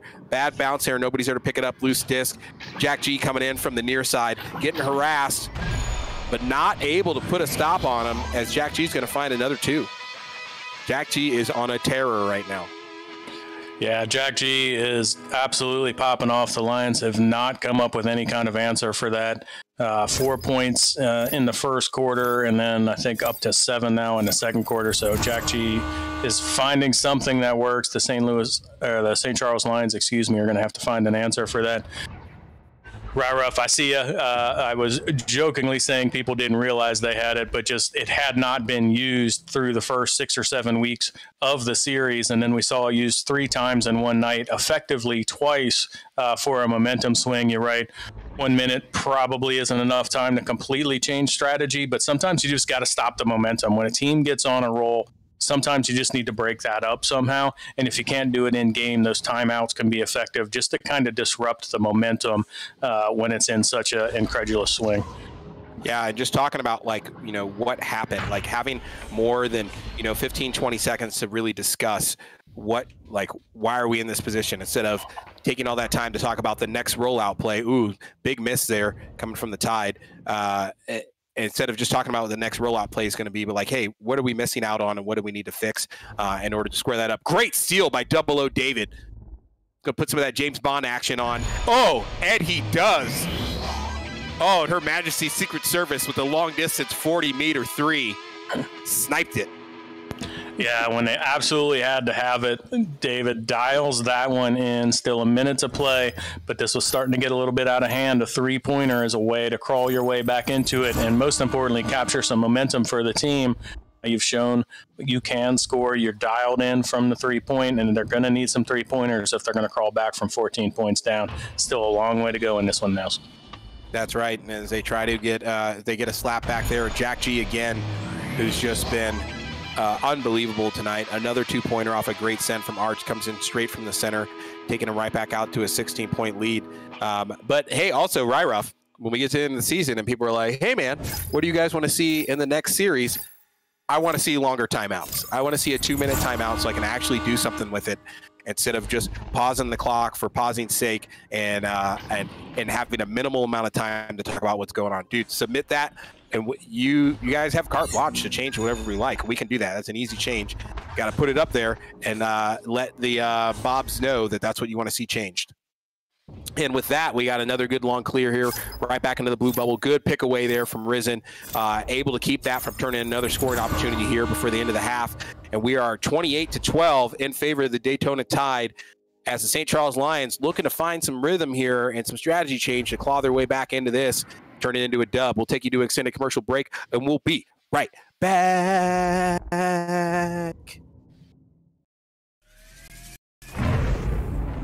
Hold on a minute. Did we hear that right? Dodge is making an electric car? We're talking hypothetical, right? Surely you jest. Dodge? You mean the people who devised the legendary 426 Hemi and sunk it into a sublime missile? You mean the Dodge that created the Hellcat Red Eye and the most powerful muscle car in the world? Makers of the 840 horsepower wheel-standing Demon? Why on God's green earth would Dodge ever build an electric car? Anybody? Any thoughts out there? Hello?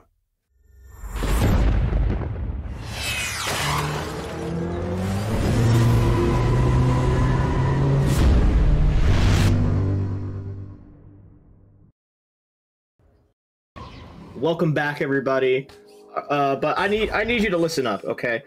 All season long, Nepa will be issuing NFTs to anyone who shows up to the live broadcast and fill out the claim form with the secret password.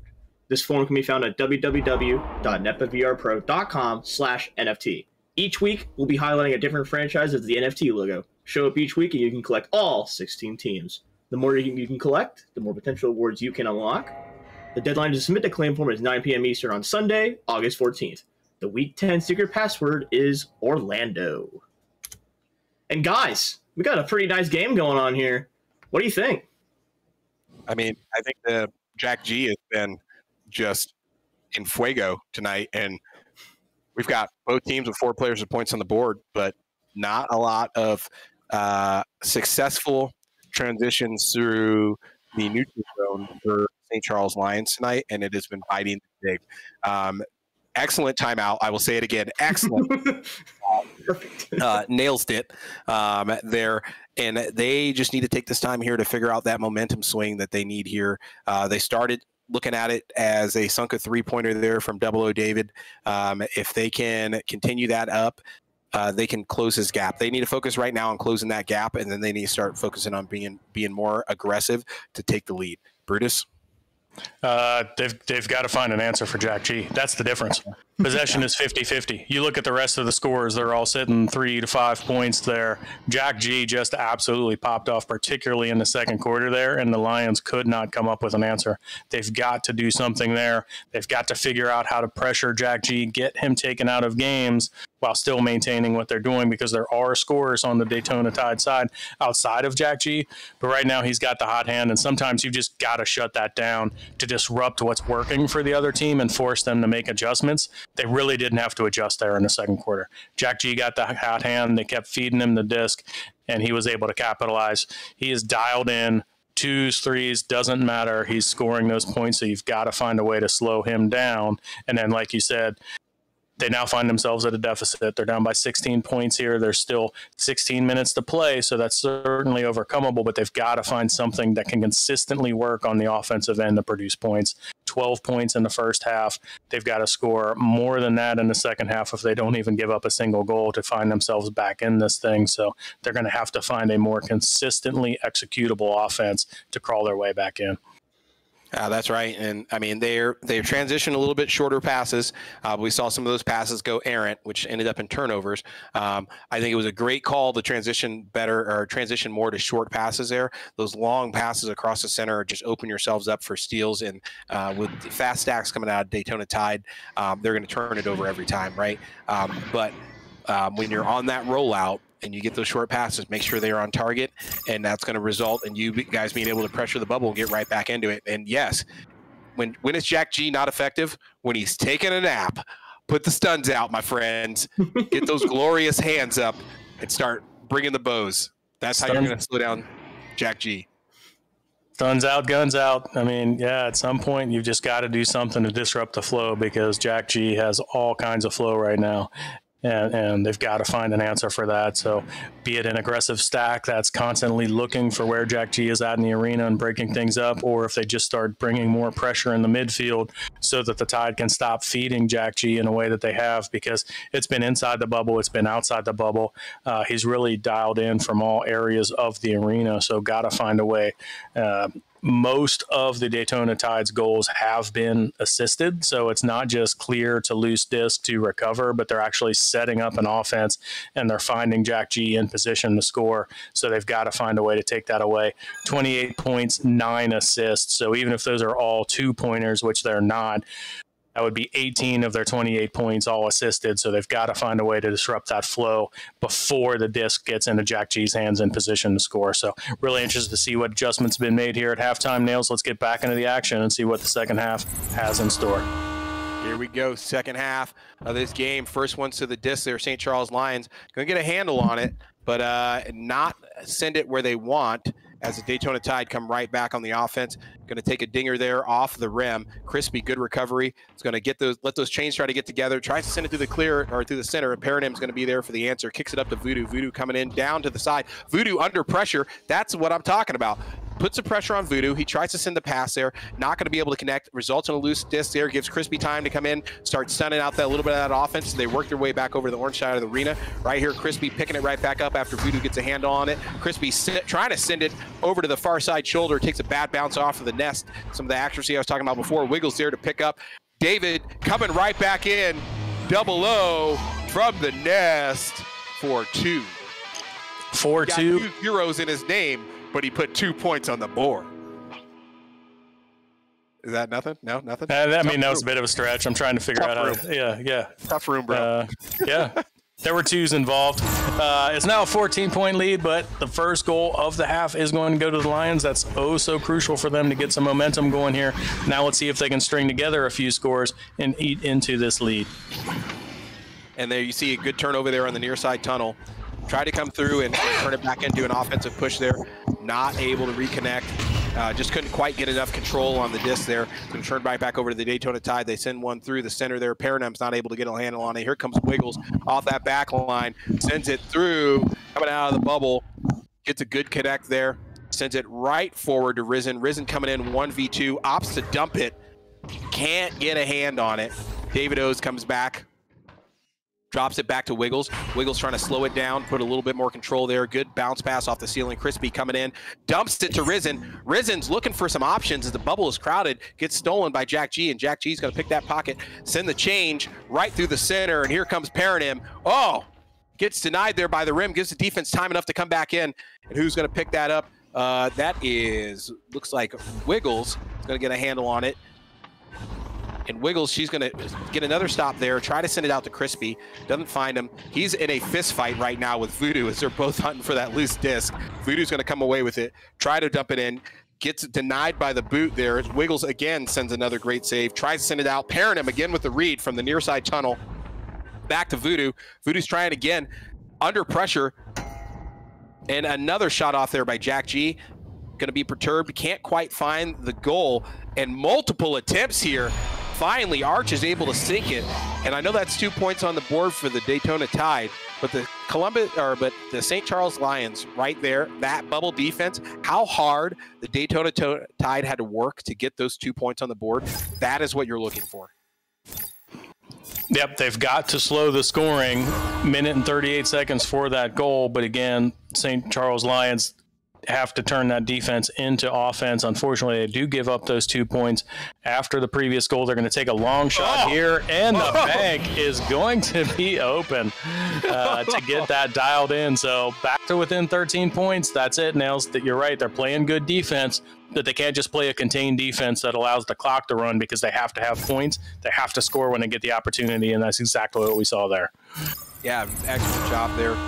Great push there by Crispy for that undefended 3. Put that pressure on. Keep them thinking about that goal being open so that they don't have 4 players to bring. all the way into your bubble. As Arch brings it forward here, unmolested, rolling through, sends it up to the roof there with Voodoo. Voodoo trying to look for a bank shot there off the clock. Yes, I said the U word again. You go ahead and write it down. It's in the interwebs. But nobody was pressuring him. Unpressured. Better feelings. Wiggles trying to send it right back out. Takes a bad bounce off of center. The star. And we got ourselves a little bit of a fight here as Jack G's going to pick up that loose disc, try to turn it right back around in the offense. And again, Daytona Tide here, a lot of pressure inside the bubble, looking for options. Jack G's going to take some time to find the top pocket for 2. Top pocket, and who else? Jack G gets back in on the scoring. So here we go, back to 32-17. Lions are finding something that works. They sunk the long three-pointer, but they've got to get it done. Defense to offense transition. They've got to string together goals. They can't afford to trade goals as they find themselves down by 15 here with just over 3 minutes to go in the third. Another long clear there through the center. It's going to take a bad bounce as we try to send one over the near side. Arch going to get a hand on it, get stunned out on some revenge, but Wiggles is not able to put her hands on that disc as it cleared through. A little bit of a hurried clear, a little bit of a panic clear coming out of the bubble. They need to kind of slow those down and make those clears precise and purposeful when you send them outside the bubble. As Arch comes in off the flat bounce there from Voodoo for 2. If you're going to spend all that time breaking up that play, take the time to make sure that clear is going where you want it. You don't have to send it through the center. Send it off the ceiling, send it off the floor, send it through the tunnels. You got plenty of options. It's a 3D play space. Yeah, you're right. Arch, though, getting that 2 points there. Doubles up now the Lions score. They're up by 17 points here with just 2.5 to go. Not quite sure what happened with the server there, but the Lions are able to maintain possession, and they're going to look to push this forward back on the offensive end. Every opportunity has to be a goal now if they're going to have enough time to crawl their way back into this one. Yeah, they are definitely running short on time, my friend. And Jack G there, another pickup. The offensive stack comes in, tries to break it up, doesn't get there in time. Defensive stack put a little bit of pressure on, but not before he gets it to Voodoo. Voodoo's going to sink a 3 there. Just a little bit late in the pressure, and Jack G had a lot of time to figure out where he's going to send that disc, and he sent it to Voodoo. Yeah, and the way that the Tide have been dialed in tonight, Nails, when you find yourself in a deficit, you have to be more aggressive. That's what the Lions are doing. It's the right thing to do. But when a team like the Daytona Tide are dialed in the way that they are, with Jack G pairing him Voodoo and Arch getting in on the scoring, it's just really tough because you've got to take risk. You've got to leave some goal empty. And if the other team's able to sink three-pointers like that one, you're going to pay a cost because you had to take that risk. That's right, and they are trying to get this disc moving, but when you're trying to hit a player on the move, and that's why they're running a lot of problems here with the Geo. He's got to be exactly where you want it, where you need to send him, and you're under pressure, right? So here comes Crispy working back in the bubble there off the loose disc, tries to send one on the move back into the backside of the bubble. Nobody's there. Good comeback by 00 David. Sends it right back into the bubble. Tries to send it to, looks like that's Crispy waiting inside. Nope, sorry. Looks like that's Risen waiting inside. As Wiggles is going to pick up a pass from Crispy. Tries to dump it down low to Risen inside the bubble. Not going to find any luck there. 00 David on the back line. Sending it back forward. And there it is. Crispy for 2 off a 00 David send. They're back within 18.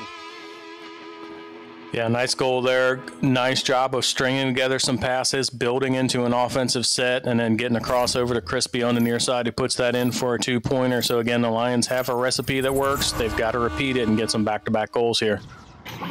That's right, and rolling out of the joust advantage, already finding themselves in the bubble. Ooh, Voodoo with a nasty, nasty bounce 3. That was a quick answer. After 6 seconds, they have to hit the 4 mark. Jucifer, whose birthday are you talking about? We're talking about Cookie. Oh, is it Cookie's birthday? They're looking for Cookie Fox to roll out. Mother threw that in the chat earlier. And happy birthday, yeah. Cookie. Yeah, there's a hype train going. It's Cookie time. 21st birthday. Oh, wow. Sir, give your liver a pep talk, but also happy birthday. And with that, we'll take you to the end of quarter 3. We'll be right back for the last quarter of this game as Lions try to dig themselves out of this 21-point deficit. Still time left, but we'll see what they come up with. Quick commercial break. Be right back. Happy birthday, Cookie. I hope you're wearing a tiara. One American with a burning desire to save the world from high prices. He is the stuntman that saved the world. A man that brought the world together because of his love for Honda. One man with 4 wheels strapped to a parallel twin engine. the stuntman that saved the world. Get your favorite Honda motorcycles, ATVs, and side-by-sides today at Holzhauer Pro Motorsports in Nashville, Illinois. Welcome back, everybody. Nails, Brutus, this has been, so far, kind of an exciting game. What about the stats, though? I can't really read stats. I'm not really good at that. Brutus, he's my numbers man, him and muted. So I defer to Brutus on the numbers you see on the screen that do numbery things. We've already proven the earth is flat, so clearly math doesn't matter. Brutus? Yeah, let's do a quiz. Who's leading time of possession right now? No cheating. Ooh, I bet you the Lions are. Yeah, I probably wouldn't have asked the question if that wasn't true. So I like your guess there, Nails. Absolutely. They're actually leading by about 18 seconds in overall time of possession, but they're just not able to capitalize. There's been no and we are right back into the action. So let's jump back into the arena. There's been no answer for the Jack G show. Just nobody on the Lions side who's been able to take over that scoring mantle. They have not, as a team, been able to create the same number of opportunities, even though they've had possession of the disc. Not able to transition from defense to offense often enough. They've got 7.5 minutes left here to try and find something that can consistently work against this Daytona Tide defense. Yeah, and we'll start with that, with Double O David sending one to Risen. Risen dumps it in for 2, but I mean, you saw on that offensive rollout, they got denied there by the near side boot there on a pass that almost turned into a turnover for them. They got to be careful about that. That's what we've been talking about all game. Good short pass, but it's got to be on target. They have everybody in the right position, but they're just not getting the disc to where it needs to be. And when those turnovers happen, you immediately put your team in transition, and they're just not able to deal with that well. And there, speaking of a bad pass, coming right back, that was their opportunity to get there. Jack G is going to pick that up there off the bad pass. Voodoo, send it over to Voodoo. Voodoo's coming in upside down, trying to duck a whole lot of defense. Ends up flinging the disc up top to the ceiling there. Turns up in a turnover. Good read by Wiggles. Wiggles through the center. Jack G again. Staring her right in the eye. He knows exactly where that disc is going. He's going to pick it up, bring it right back in. Gets down to the near side boot, or excuse me, far side boot. Wiggles again. Great stop. Sends it back out to the near side tunnel. Jack G's in the hunt for it. No stacks are there to answer, but Crispy's there to put the brakes on Jack G with a little bit of stun action, but not before Arch can get away with it. And coming in from under the nest is Voodoo. He's going to sink one off that Geo from Arch for 3. Another 3 points, stretching it out to 22-point lead. Boy, this Daytona Tide team is a force this evening, and I suspect they're going to be for the rest of the series here, Nels. They're really doing a lot of things really, really well. Lions doing everything they can to answer, but it seems like every time they get a 2, the Tide just answer with a 3. It's really got the Lions on the heels right now as they have another turnover here and give up yet another 3 to who else than Jack G, who has just been absolutely in fuego this evening. Yeah, and Jack G is just where he needs to be, when he needs to be there, playing the back line, playing forward, sinking 3s, working his way, pressing the bubble there, under pressure from the defense, and working his way around. They just don't have an answer for him. And I think Wiggles has been doing a great job there, putting a lot of great stops on the board, but just not with no answer there on the far end. When they're trying to get those offenses together. And again, sends a good clear. And before it looks like Risen can get to it, he gets stunned out, turns in a turnover. And here they come right back. Takes a bad bounce there off the Pac-Man. Paranim's there to able to pick it up, picks off a Dusty. Rolling in, using a lot of good geo coverage. Sends one behind the goal here, under pressure. A little bit off target there, but Arch is able to pick it up. Here comes Risen. Can't quite get the hands on Arch before Arch gets it away, but it does result in a loose disc as we got a quick scrum over here in the ceiling. Everybody's throwing bows. Loose disc. Jack G sends a little bit of backwards stun hate, but not enough to get rid of Crispy. Crispy gets his hands on it, but then Arch answers the call and stuns out Crispy. Sends it over to Voodoo. Voodoo's going to sink it for 2. That was a lot of aggressive violence, but the Daytona Tide came away with it for another quick 2. Another quick 2 points. Again, another answer. That goal took almost a full minute there. So again, the Lions doing what they can to disrupt. They're trying to find a defensive stance that'll work. Continuing to struggle to move that into the offensive side, though, as David here is going to bring the disc up. We saw him dial a 3-pointer in earlier. This time he's going to elect to send it over to Crispy. They're trying to set up the bubble offense, but just like that, Arch with a great defensive stop, it's the disc back to the midfield. Double O Davis there, a great steal from Jack G. Moving backwards, keeping his eye on him, ends up dropping it back to the back line. Risen Good duck there on Jack G, who's everywhere right now. Sends it over to Wiggles. Wiggles looking for options. Send it over to the nest. Crispy coming in. Dumps it off to Double O. Double O to the top of the bubble there. Looking for a 3, looking for angles. Sends it behind the clock there to Risen, and Risen's going to get quick 2. Yeah, another 2 points on the board again, continuing to play wire to wire. They're going to play this one all the way to the buzzer. That time it's David setting up Risen to get another 2 points on the board for the Lions. When we talk about not just in-match momentum, but in-season momentum, Lions looking for that positivity that they can build off of there, and they get another goal there out of Risen to bring their total up to 23 for the match. Yeah, still in the hunt there for some unanswered goals. Good pickup by David O's. Sends it through the far side tunnel. And yes, Yusufer, everyone wants Cookie in. Understand. Yes, somebody put Cookie in. It's his birthday. It's his 21st.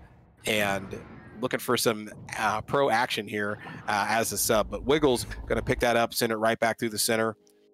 Good clear high. Looking for that bounce back down to Risen off the near side corner. Not going to get there. Risen goes in and fixes it, takes it himself. But Arch is going to break that up. Risen going 1v2. Good effort, my friend, as Jack G doing a lot of ducking and diving. And we have just hit the time mark there for the day, or excuse me, for the St. Charles Lions to get back in this with 48-23. Still playing for pride at this point as the Daytona Tide coming right back in, get denied by another great bubble defense from the Lions. We've been seeing kind of on and off for tonight, not with enough consistency here to stop the Daytona Tide, but a great send forward there for 2 points from Wiggles to Risen. Yeah, that's right. An aggressive attack there. Feed the disc right where it needs to be. Risen collects that one just underneath the goal, sends it in from the backside to get them another 2 points. Now, these are AAA teams. They are in the hunt, and they're looking to learn, get better, and carry momentum into the rest of the season. So I love to see this effort out of the Lions here, even though we're past that point of no return. And that's a good breakup there. A long send 3 from Double O, 23 meters.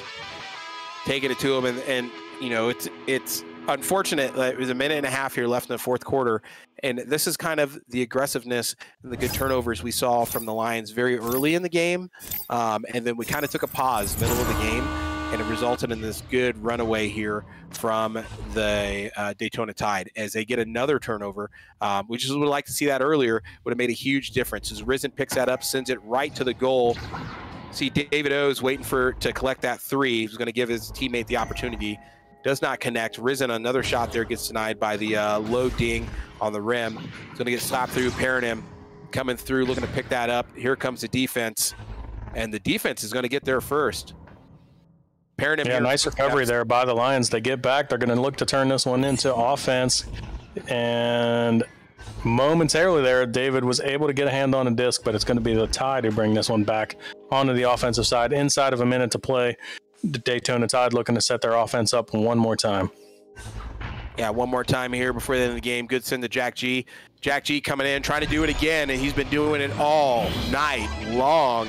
Jack G with another 2, pressing the bubble, taking him to 50-28. 50-28, 22 points now for Jack G, as we're just going to have about 15 seconds to play as they roll out of the tubes here. Yeah. St. Charles Lions giving a great effort tonight, but somewhere in the second quarter, Jack G just really got into this match, got dialed in a way that the St. Charles Lions could not find an answer for. Really, really impressive performance all around by this team. The Daytona Tide bringing Paranim into the mix, and they're really finding some chemistry here at the midpoint of the season. A bit surprising they're sitting at 5-5 now after walking away with this victory, but they're going to be a team that other teams are going to look to avoid here in the second half of the season, Nails, because they're really playing at a high level right now.